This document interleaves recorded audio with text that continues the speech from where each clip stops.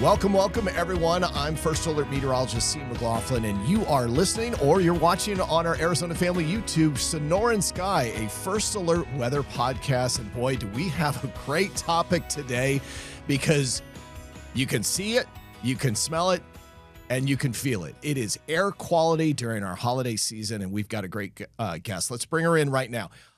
Ari Halpert, she is with the Maricopa County Air Quality Department. And Ari, I think I've already made a mistake. Why don't you just tell me your title and kind of tell us how you came about being in one of America's largest counties? I mean, we live in a massive landmass, don't we?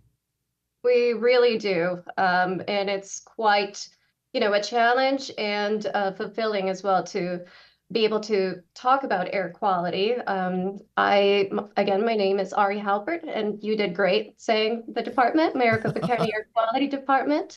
I'm the Communications Department Officer, and I've been with the department for a little over 10 years. Wow. So you've seen the valley. You've seen the valley grow. I mean, just for our newcomers, okay, just kind of paint that visual picture. Maricopa County is over 9,000 square miles. I mean, we are bigger than Rhode Island, Delaware, and Connecticut combined. Absolutely. It's gigantic and it continues to grow, which is great for us because it's great to expand our industry and our economy.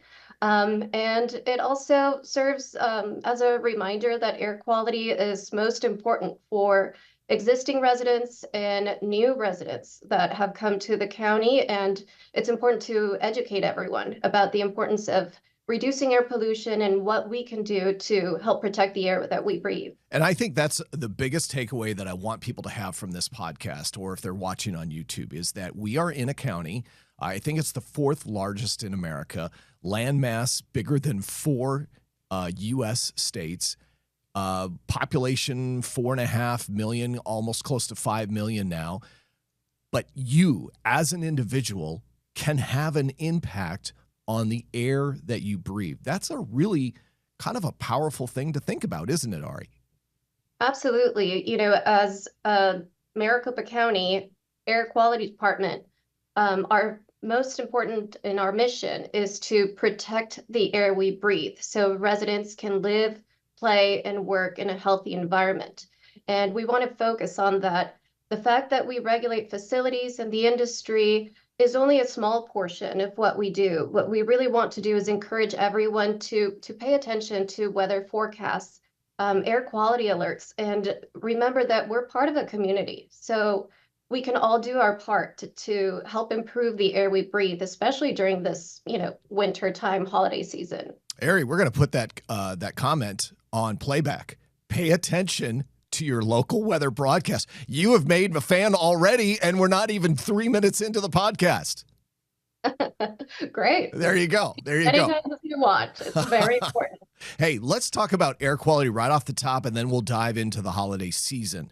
Air quality, we actually have seasons for our different types of air quality challenges here in the valley for a number of different varieties. But let's talk about the seasons. In the summer, we've got to worry about ozone, that colorless, odorless gas, that all that sunlight combined with all that traffic and factory and industries and you name it here in the valley, it combines to really kind of give us some problems in the summer. Let's quickly tell people what ozone is and why it's prevalent in the summertime.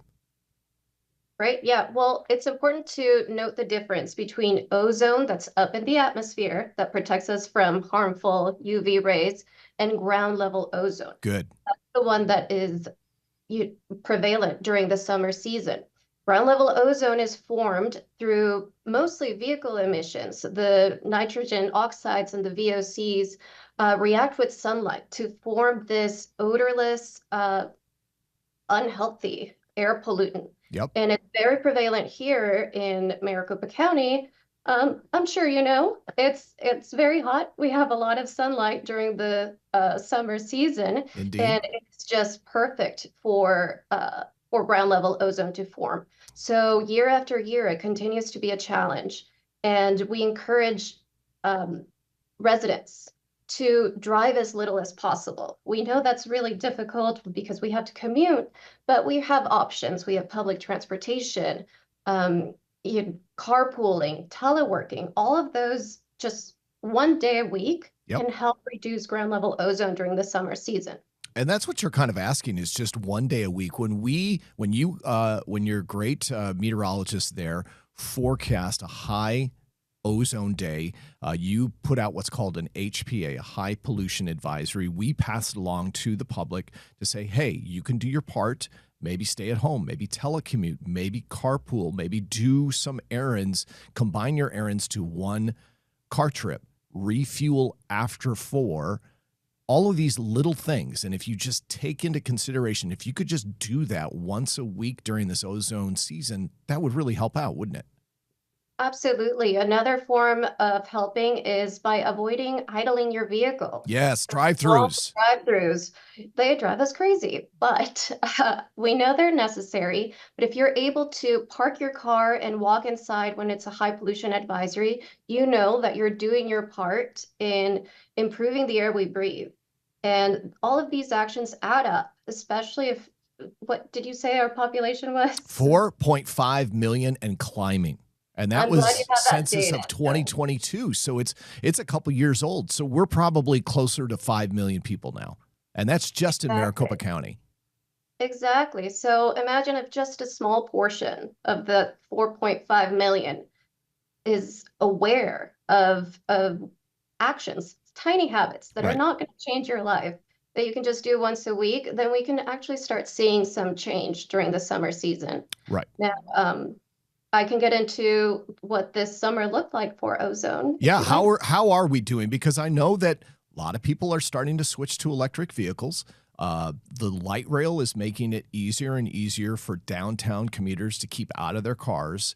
The bus system is expanding. Valley Metro just debuted here in the city of Phoenix some electric buses. So I know technology is helping us. So how are we doing? What's our scorecard for the summer of 2025? Well, like you said, different seasons mean different pollutants. In terms of ozone this summer season, we actually saw a decrease in high pollution advisories and lower concentrations. There we go. But a lot of that had to do with the weather. We had milder weather. You saw that rainfall. And a lot of it had to do with the cycle of La Nina, El Nino, which pushed the jet stream in a different direction. Air is wind patterns is what allows for concentrations for pollutants to settle down here in Arizona or the county. So this really helped us over the summer, and we did see a decrease in concentrations, which is a big win. But we can't simply rely on weather. Year after year. So it's important to consider this, like you said, fuel your vehicle after dark. That way, those emissions from the gasoline don't have a chance to react with sunlight. And again, once a week, just little habits that we can do to help. The same way we consider recycling, we can include this into our daily habits. And skip the leaf blowing and lawn mowing on HPA days. That also helps dramatically. All right, so let's transition. Now we're into the holiday season, the winter season, and oh boy, here's where our topography and the weather patterns really kind of give us a lot of challenges. Let's take topography first, Ari.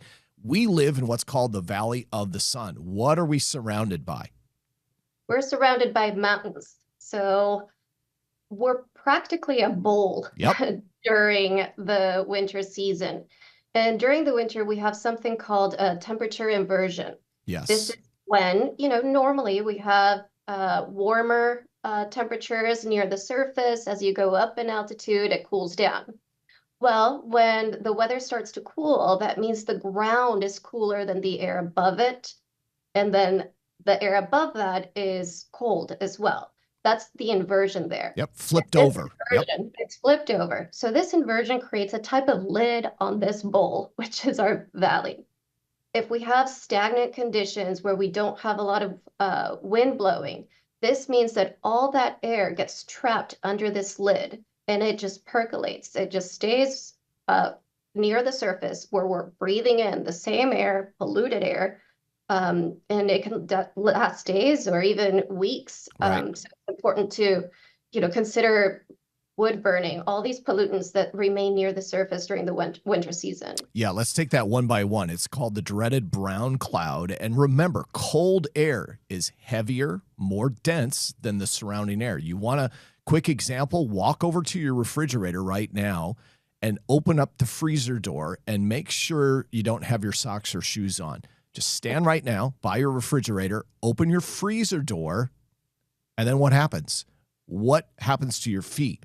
That cold, heavy, dense air spills out of your freezer and it hits the ground. That's exactly what happens during the winter. Our cold, dense air settles at the lowest elevation, and then when you add in wood-burning smoke, all those cars on the freeway, Ari, all of that pollutant gets trapped right here close to the ground. And if you go up and maybe hike Camelback or hike Piestewa Peak or North Mountain or South Mountain, you can see it physically just hanging right over the skyline of Phoenix. And it's all due to our weather patterns, like Ari said, as well as our topography. So wood burning, let's take that number one. Why does that contribute not only to our air quality, but when people burn in their neighborhood, like one of those backyard warming pits, where does all that smoke go?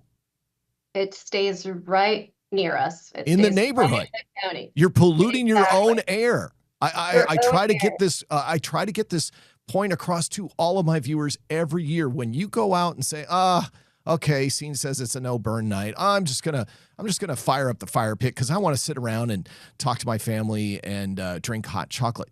You're polluting your own air. It stays right in your neighborhood.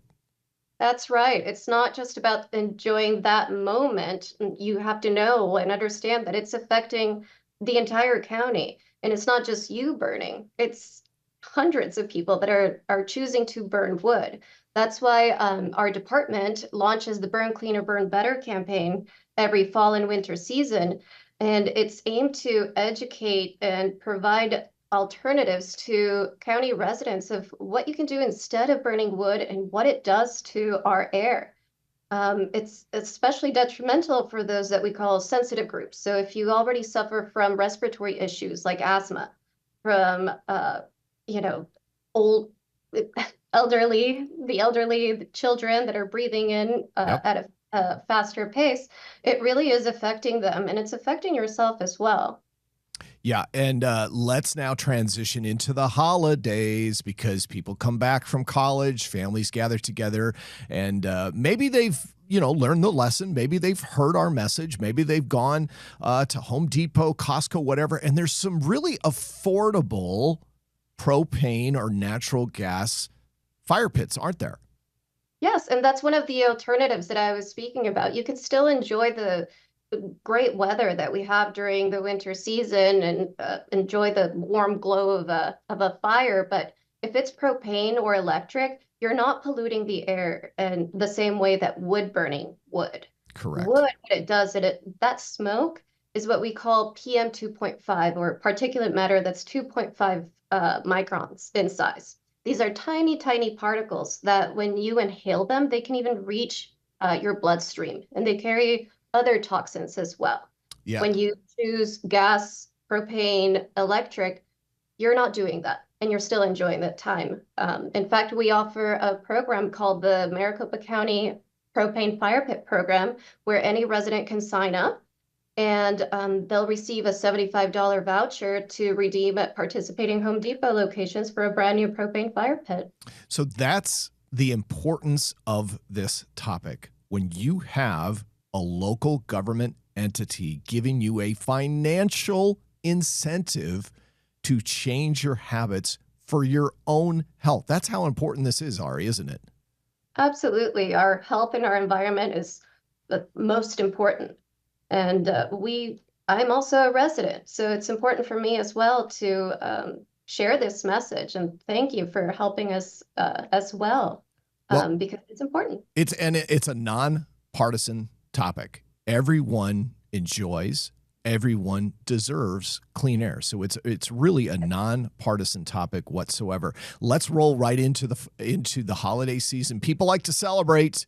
Okay, so if you're not out back around the fire pit with your family, you might be shooting off fireworks, and that is the worst. Why, Ari?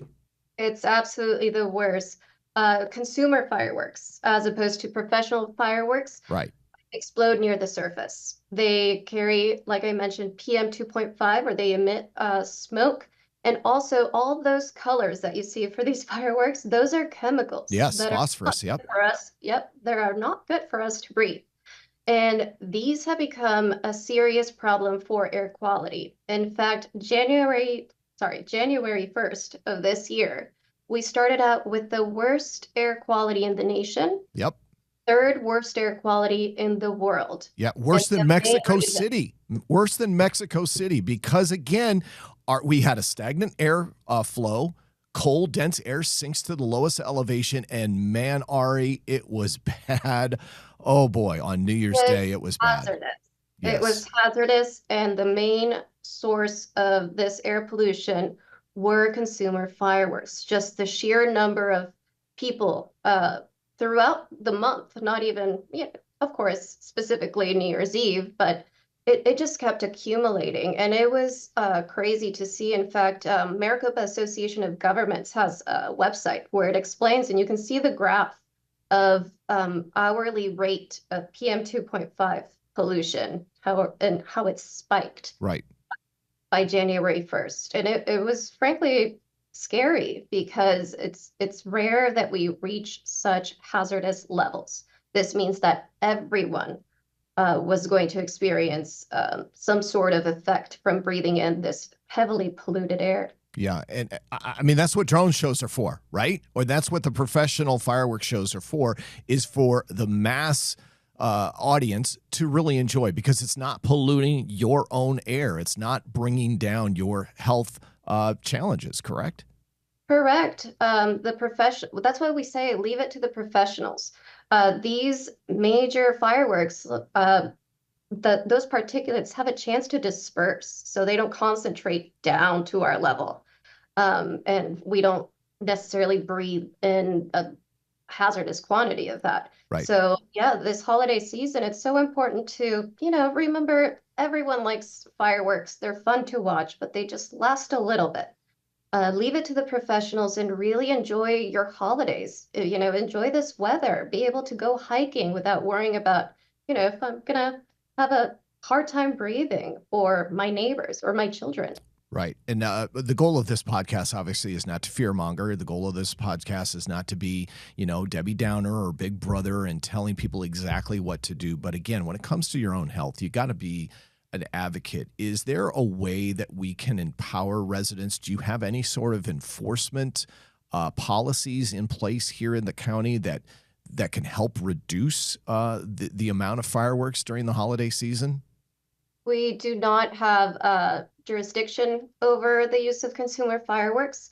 That's why it's simply information and education. Right. We don't enforce the use of consumer fireworks unless it's at a non-incorporated area of the county. But even then, we're a small department. We don't have the resources for that. However, if it is a no burn day or an HPA day this holiday season, we do have what we call burn patrol, where inspectors are out in the field responding to burning complaints. And we search, and there are penalties involved for burning wood during a no burn day. Got it. That's our level of enforcement. Got it. And how long has that been around? And what is it? A knock on the door saying, "Hey guys, it's a no burn day. Here's a warning, or here's a fine." Like, how does that work? Well, it's been around for more than 10 years. And we have seen a decrease in repeat offenders, if you will. Okay. The same resident burning wood, we haven't really seen a repeat of that. And it works by you can submit a complaint, or inspectors are patrolling different areas of the county. If they notice that there's wood burning in a specific residence, they will not be knocking on your door, especially during the holidays. Yep. But they will send either a warning or a penalty, depending on how many times that specific residence has been caught burning wood on a no burn day specifically. Good, good. Well, good information to know. All right, so let's wrap this up on a positive note. What's the future of our air quality? Is it going to be dependent on technology, getting cleaner burning cars, cleaner burning factories, industries, or is it literally simply coming down to just convincing our great residents here in Maricopa County, hey, just be advocates for your own health, just slight behavior changes, not taking away all the fun, but slight behavior changes in driving during the summer, your celebrations in the wintertime. That's all it takes to really make it good for everyone. Absolutely. Well, technology has helped. On a positive note, our air quality has improved dramatically over the last 3 decades. And the reason for that is due to stricter regulation and facilities and industry having better technology for their engineering controls. What really will boil down to what our future looks like in terms of air quality is the technology of electric vehicles becoming more available and becoming the norm, if you will, and very much knowing that we're part of a community and we're doing our part for our health and for our neighbors, and raising awareness about these effects of wood burning and just improving air quality. There we go. Ari, that's a great way to kind of wrap it up. We are part of a community, but I want to take you back to one of the first things you said. Make sure you watch and listen to your local what? Weather station. There you go. That is the perfect way to wrap up our holiday edition of Air Quality on Sonoran Sky, a First Alert weather podcast. We hope you enjoyed this kind of fun, informal chat with Ari Halpert. She's with the Maricopa County Air Quality Department. She has communicated simple, easy things that we can do collectively to make our air quality better. I'm First Alert Meteorologist Sean McLaughlin. Thank you once again for watching and listening to Sonoran Sky, a First Alert weather podcast right here on Arizona's Family.